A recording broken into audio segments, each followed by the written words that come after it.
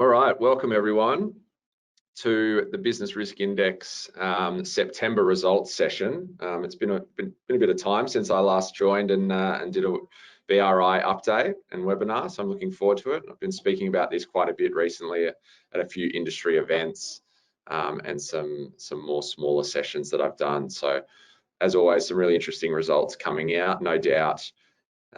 Depending on the industry that you're in or the region that you're in, you're probably feeling slightly different sets of experiences, but it's certainly tough out there, and it feels like it's definitely going to get tougher for longer. So let's jump into today's session. So agenda-wise, we've got the key business indicators, industry insights, a bit of a regional analysis, and of course, I'm joined by Anneke Thompson, CreditorWatch's Chief Economist. Anneke, thank you for joining us today. Great to have you along as always. Pleasure. Thanks for having me. And please, Anneke, of course, don't hesitate to interrupt me and jump in with any additional insights as we go along. Of course, we've got your dedicated slides at the end, but always love having your input as we progress. For everyone listening in on their computer, phone, home, office, wherever you might find yourself, there is a questions panel within the control panel itself. So as always, we encourage you to ask questions and we will get to them at the end of the session.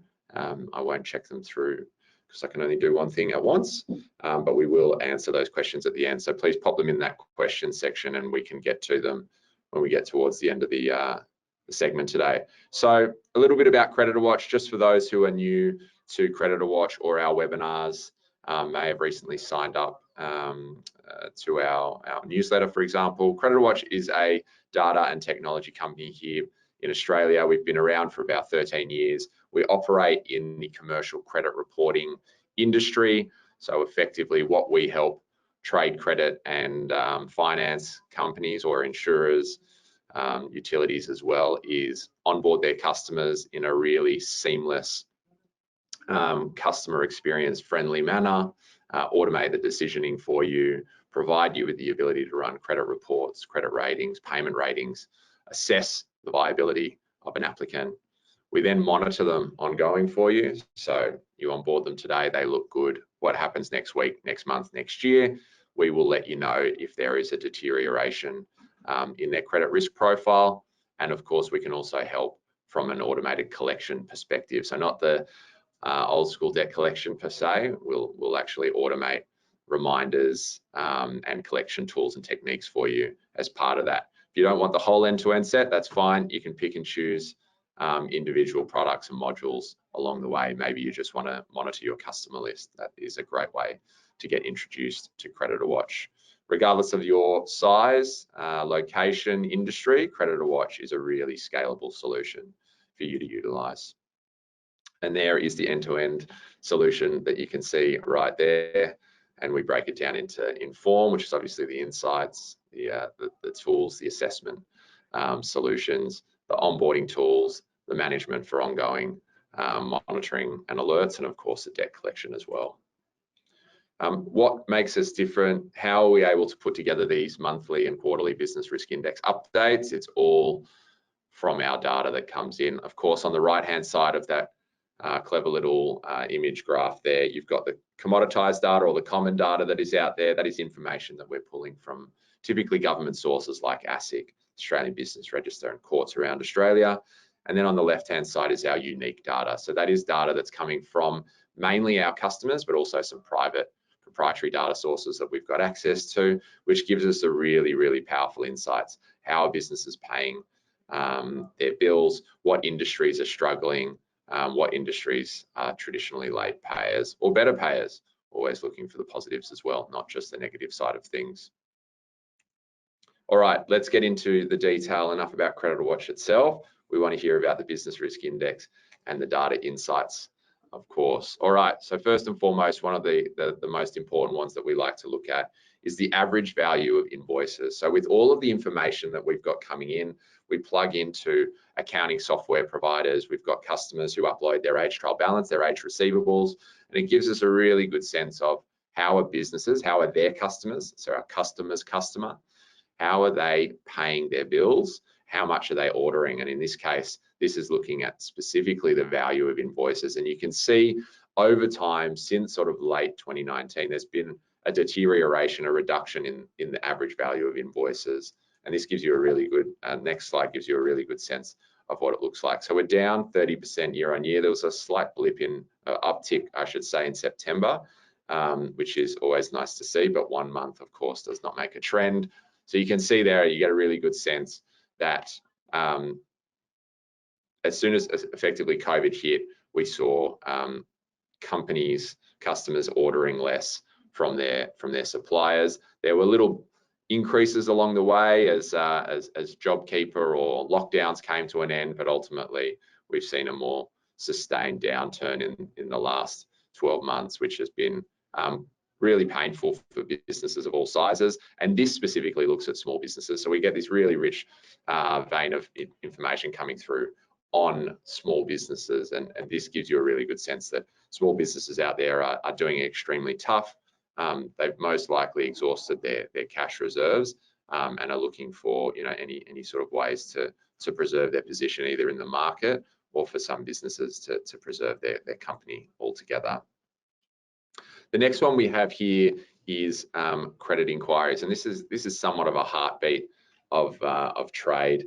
Traditionally, a creditor would perform a credit report, a credit search, credit inquiry on a new applicant at the point of application, maybe do the odd annual review, and then obviously open an account and set them up on monitoring and alerts service with CreditorWatch, for example. You can see back to Feb 20, sort of that's the pre-COVID baseline. It was fairly stable through most of COVID, a couple of ups and downs along the way. But what we've seen over the last 12 months is a real significant increase in the number of inquiries being run through the CreditorWatch system. And this tells us two things. One, applicants are shopping around, so they're going to multiple suppliers to get the best deal or find the best deal, the best terms, the best product. Obviously, there's been supply chain shortages, so you could apply for an account somewhere and they don't actually have the goods that you want, and therefore you've got to go down the road to the competitor. So we've seen that happen a lot. We've also seen that creditors themselves are performing multiple checks on applicants and customers. They're performing point of application checks, which has historically been done. They're then doing regular reviews on top of the monitoring alerts as well. And they're also looking to see of those businesses that they're either worried about or are bigger exposures. They're keeping a really close eye on them to ensure that they really have a good understanding of the risk that exists within their portfolio. So you can see that fairly flat through most of that COVID period, and then some significant spikes over the last 12 months. But we've seen that taper off quite a lot over July, August, and September. It'll be interesting to see how October goes, but it feels like people definitely pulling back on the spending. You don't have to speak to too many people in various industries to know that it's certainly a lot quieter now than it was even just a couple of months ago. Obviously speaking to thousands of companies on a monthly basis, and the rhetoric is that it is certainly slowing. It is certainly slowed down, and they are concerned that it will continue to get softer as well. External administrations, insolvencies obviously reported on a tremendous amount over the last couple of years. Overall has trended back up to pre-COVID levels, probably a touch, sort of 5 to 10% above. September, we usually see a bit of a drop due to school holidays and a public holiday in there. And we expect that to sort of pop back up in October. The best forecast that we're putting forward at the moment, always important to have that historical context to the long run pre-COVID norms, is that we will see this insolvency rate get to probably around 20% above those pre-COVID levels. Now, there's a couple of really important asterisks or events that will make that worse or better. Of course, if we see another interest rate rise, we will likely see that probably rise up to closer to 25% above. If we get a little bit more surety that inflation is dropping and interest rates are unlikely to go up again and the next move will be down, well, then we'll start to see that probably taper off. But we expect this elevated level of insolvency to remain in place for at least 12 months. And the big sort of longer term horizon will be when will we see that first rate cut, and that will certainly spur additional investment, hiring, etc., from the business community. So keep an eye out for that. But as always, Anneke will touch on that, and she will give us the best prediction that she can, coming up in a few slides. B2B trade payment default. So this is CreditorWatch customers who are suppliers registering a default against their debtor. That is effectively what we would call a black mark to say XYZ Proprietary Limited didn't pay their bill. You know, buyer beware. So if a company does come to you and applies for an account and they've got one or more trade payment defaults, it's a really, really high risk flag, particularly if they've got more than one. And I'll show you a really important stat in just a second. Overall, we've seen this climb significantly over the last 2 years. Aussie business owners and businesses were really sympathetic to their customer base and really pulled back on registering defaults for quite a period of time, but we're back up to pre-COVID levels consistently, and we expect that to continue to increase as well as times get tough. Excuse the formatting there, but here's a really good early warning indicator or insight for you. So what we're looking at here, and I just want to make sure that everyone can see that okay. Yep. If there's a single default lodged by a creditor, a company with that default has a 24% chance of failing in the next 12 months. If there are 2 or 3 or 4 companies registering defaults against that individual debtor, individual company, the risk profile increases significantly. So 3, 4 plus, you're looking at a 60% chance of that company going into administration in the next 12 months. So if you are reviewing a credit file, a credit report that has multiple creditors lodging defaults, or you are monitoring one of your customers and you are receiving alerts for defaults registered against your customer, that is a massive red flag for you to take notice of and probably move that particular entity to COD, cash up front only. The business failure rate, no surprise there, is a big forecast. We're coming off a significantly low level of insolvencies, and as you can see, this takes us back up to those pre-COVID levels. So while it is a very steep increase, we're coming off record lows, sort of 40% down in insolvencies, but we're only sort of forecasting to be just above the sort of longer term pre-COVID historical norms. This failure rate is what makes up our credit rating failure rate as well. So the probability of default or the probability of failure is built into our credit risk rating as well for those that use CreditorWatch and our CreditorWatch reports. All right, a couple of industry insights here that we like to go through. So this is looking at the percentage of businesses within an industry entering external administration or default for the last 12 months. As you can see there, almost 1% of food and beverage services companies going into administration, 0.9% of construction, and 0.86% of mining. The fourth one there, which is quite close before there's a bit of a drop and a slight sort of less steep decline, is electricity, gas, water, and waste services. All have their own challenges, all very unique in how they are dealing with or being affected by various either macroeconomic headwinds, supply chain issues, labor shortages, the increasing costs of energy, for example, or if you're in food and beverage, it's basically all of the above that's hitting them. So they're really doing it tough out there. At the other end, health, finance, professional services, arts and rec. The one thing I'll say about arts and rec is there's a very low number of companies, so that can spike quite quickly when there's a few companies going into administration. From a business failure rate, so probability of default or failure in the next 12 months, food and beverage is by far and away the number one there at 6.8%, and it is quite flat thereafter. While there is a big increase in insolvencies, we are getting back to those normal non-synthetic environment within the insolvency environment, which is a good thing. Companies unfortunately need to go into administration to ensure that people pay their bills. If companies don't have to pay their bills, then because they don't go into administration, then why would you pay your bills? So it keeps obviously companies honest, but it also ensures that labour and credit and resources are redeployed back into better quality businesses that have longer term futures ahead of them as well. So transport, post and warehousing, arts and rec, financial and insurance services come in at 2, 3 and 4 there. At the other end, it's great to see the likes of manufacturing, agriculture, wholesale trade performing really well in Australia, because there's been plenty of pressure on all of those individual industries over the last few years, even pre-COVID. Back onto payment arrears. So again, we capture a lot of payment information from our customers about how their customers pay them.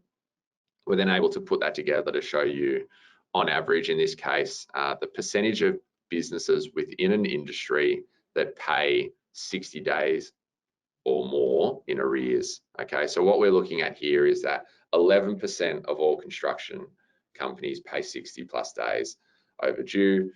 9% of all food and beverage service companies pay 9.1% overdue. And then we have the little nuance there in the red. And what this is ultimately looking at is how a big business in the red gets paid versus a small business supplier.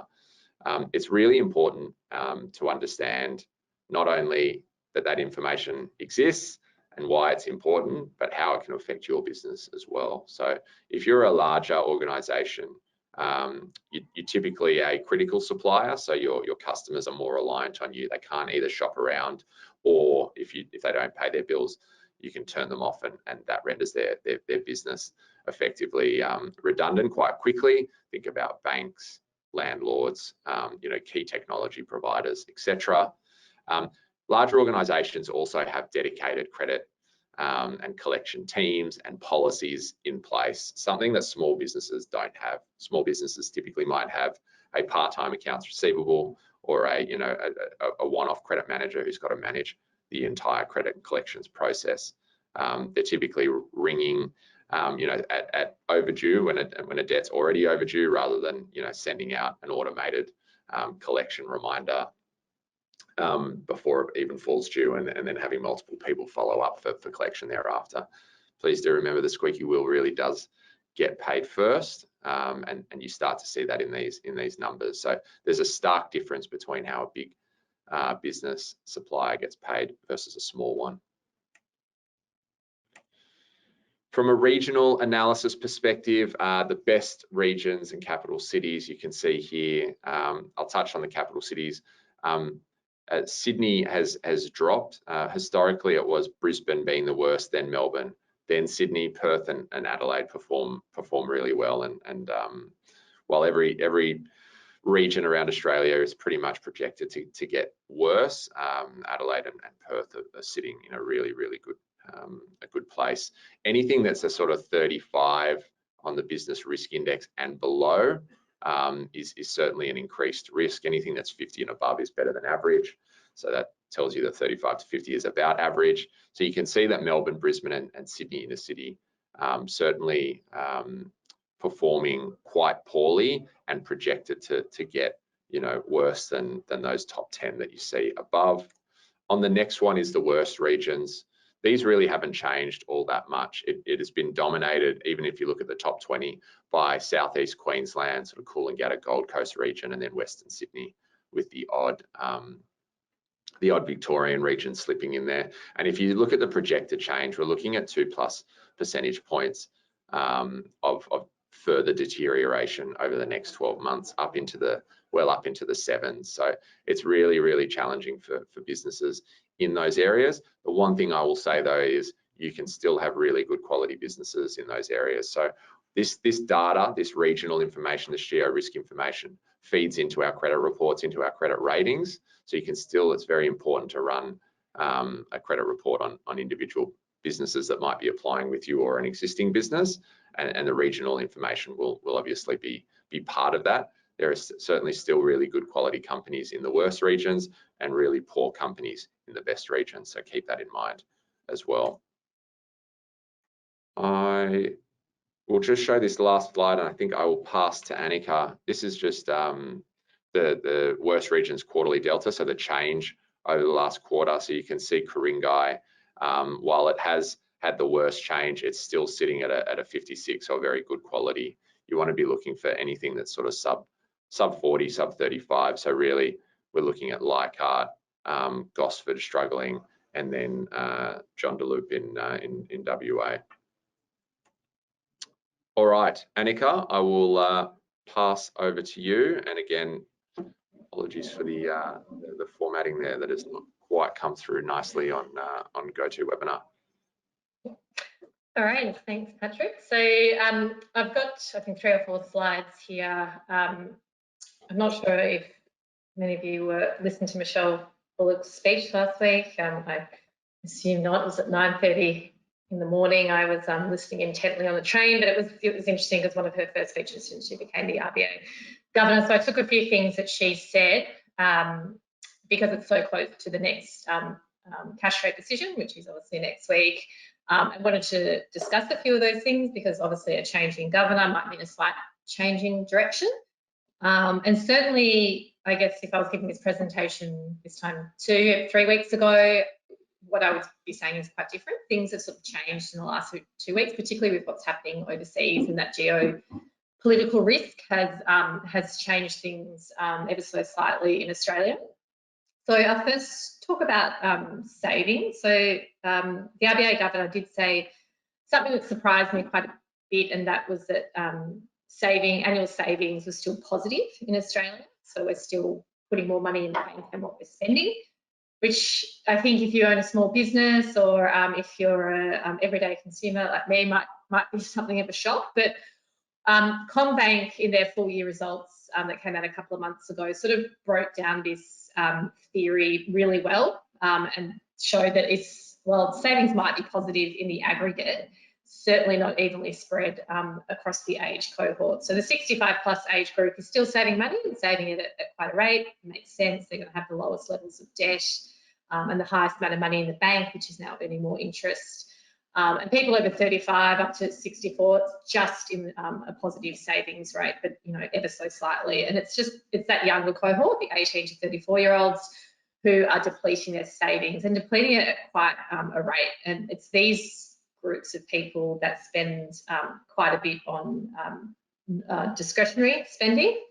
So, clothing and footwear, eating out, nightclubs, those sorts of things. So those are the sorts of areas that will be feeling the pinch in terms of those decreased savings rates. And then on the other side of the ledger, that other chart, this is again from CommBank's annual results, shows pretty clearly how that change in savings is impacting the change in spending habits amongst those age cohorts.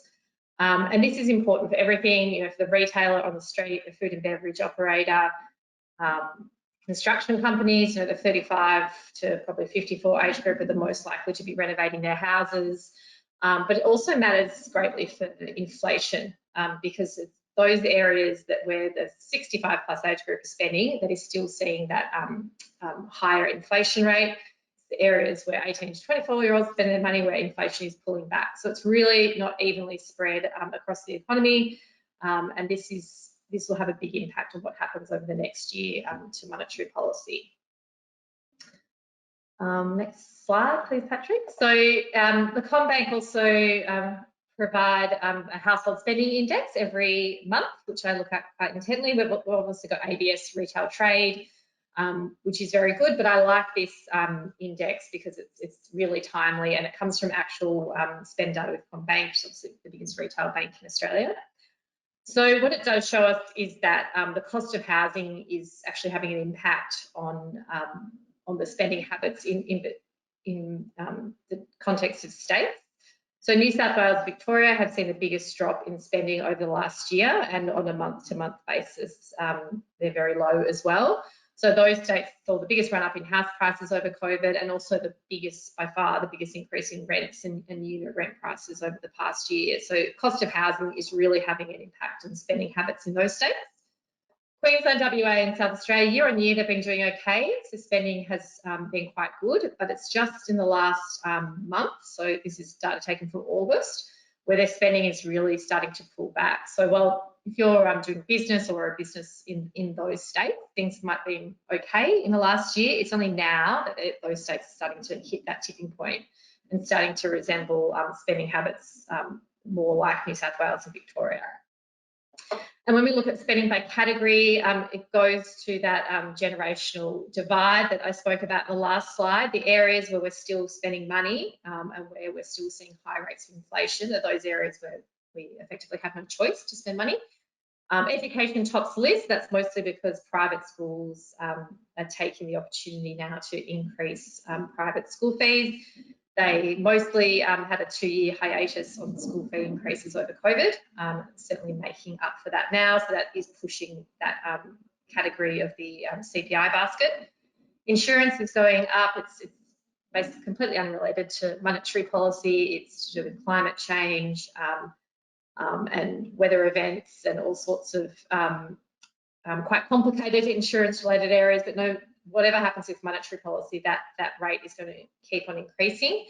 It's going to have big implications for the construction sector. So we obviously know that that sector has seen a lot of external administrations, but also business failures as well. So now they're going to be getting their latest insurance policy renewals, and they're going to be going up quite dramatically. So especially the smaller construction companies where their insurance premium is, a bigger cost for them, that is really going to have an impact. We might actually start seeing some smaller insurance companies fold and merge into the employees of those companies merge into bigger companies just because of the insurance cost. It would now be prohibitive to run a smaller construction business. Recreation, that has been, our spend in recreation has been quite big, but the CommBank did point out a lot of this is World Cup related, so big ticket sales, in Sydney and Brisbane, particularly when the finals were on, and also concert tickets, the Taylor Swift phenomenon, when we sold those tickets, that's had a big impact on recreation, but given it's younger people that tend to spend a lot of money on recreation, I would expect that to start falling quite soon. Health, common digital, those are things that we don't have much of a choice to spend on, and health, typically goes up, 4 or 5% every year. Looking at the other end of the scale, though, household services has gone down quite dramatically. So that's, us using plumbers and accountants, anyone to, carpet cleaners, all sorts of things, dry cleaners, those services to run our households. We're pulling spending back on that quite dramatically, and it might be that we're choosing to forego a lot of those services or do them, DIY, do it yourselves, and household goods as well, so Bunnings and the like. We spent a lot of that money over COVID, so there's going to be a natural drop back in that spending. Next slide, please, Patrick. So looking at the bright spot though, and why spending has held up okay. Like in volume terms, it's going back, but in price terms, we're still sort of spending just about as much as we did last year, maybe slightly less.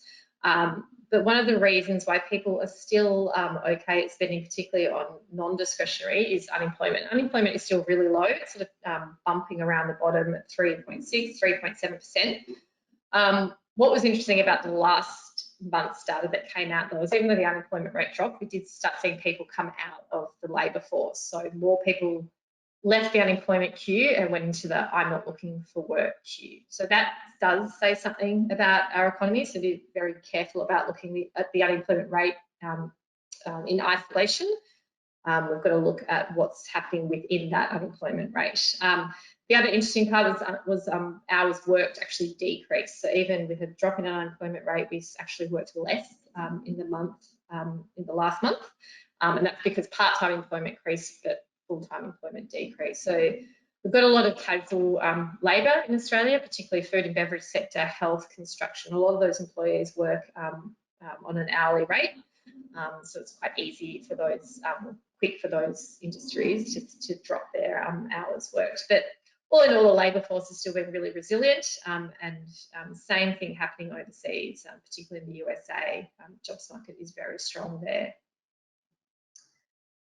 And finally, Michelle Bullock, this is the one comment that gave me the shivers. Talked about inflation expectations. So this is something the RBA watch really closely, because inflation is almost a self-fulfilling prophecy. If we believe prices will rise, they will rise. So the RBA are very concerned about inflation expectations becoming embedded in people's psyche, and they watch this, and they actually they ask a group of people every month what their inflation expectations are. So they ask a group of market economists, a group of consumers, and a group of union officials, just to get a gauge on what people out there in the everyday world thinking about inflation. So what they're saying now is market economists and union officials have the best expectations of inflation. They're around the high 3s. And consumers, which is that dotted line, they have the worst expectations. They're sort of low 4s or just under 4%. And unfortunately, consumers have been the most accurate predictors of inflation since COVID hit, basically since 2020. So this means that if consumers are right, that we'll still have a 4% inflation rate this time next year, which what that means is the RBA will not be dropping interest rates. As at June or even September, 4% is too high. We need to be in the 2 to 3% target range. So it's looking like that won't be till sort of the back end of 2024 now. Obviously, a lot depends on the inflation rate coming out this time tomorrow, 11:30 a.m. tomorrow. But it's that expectations that the RBA will be watching closely. And the RBA governor also made a mention of what's happening in the Middle East. All these sorts of unknowns and these shocks that happen around the world, they usually impact inflation expectations in the negative. So we have a worse expectation of inflation anytime something bad happens out there in the world. So all these factors are sort of all combining to probably push the next interest rate cut further down through the back end of 2024, unfortunately for borrowers. So October, your month there, Anneke? I wish I had tomorrow's data to answer before I answered that, but yes, before that data comes out, yeah, I would say October, because then we have September 24 inflation data out, and hopefully that will show us, if not, under that 3%, that we're almost there. And obviously, what's the unemployment rate this time next year will have a big impact. If we're at a mid 4% unemployment rate and we're at a 3.5% inflation rate, yes, I think that will be the trigger to cut interest rates then. If we're at a 3.5% inflation rate, but unemployment's still below 4, then they still might hold it until Christmas next year. So those are the two things to watch: inflation and the unemployment rate. Fantastic, thank you. As always, we like to run a poll. I'll just leave that white CreditorWatch screen there and run a quick poll for those that would like to hear from us direct. It just helps us get to you a little bit faster than going through, obviously, the whole list. So if you'd like to hear more about CreditorWatch or the Business Risk Index, please let us know. Don't be shy to obviously put no if you don't want to hear from us. And yes, if you do want to hear from us, we'll make sure that there's a customer service rep or your account manager gets onto you as soon as possible. I'll leave that up for another few seconds. Anneke, as always, thank you very much. Great to have your insights in there, and a nice balance between, negative realism and some optimism and some good news, green shoots in there as well. It's certainly tougher. I've found that, the Sydney CBD restaurants and cafes are a lot quieter than they were historically. Much easier to get a booking at even the nicer places, and hearing that across most capital cities as well. Okay, so that takes us to the end of the session. Jumping into questions, no questions today, so that's even quicker for us to finish up. We've covered it all. Yeah, that's it. You answered all the questions already, which is good. For those of you who want more information as well, you can obviously jump on to creditorwatch.com.au. You can sign up for the Business Risk Index monthly newsletter that comes out directly into your inboxes. And of course, we run webinars to support those as well. Plenty of content on CreditorWatch within the News Hub area, our blog, and lots of case studies and white papers to download should you be interested. So thank you to everyone who joined today. Anneke, as always, thank you very much for making time available to CreditorWatch and those who signed up for the webinar today. Thanks, everyone. Have a great day. Thanks, everyone. See you later.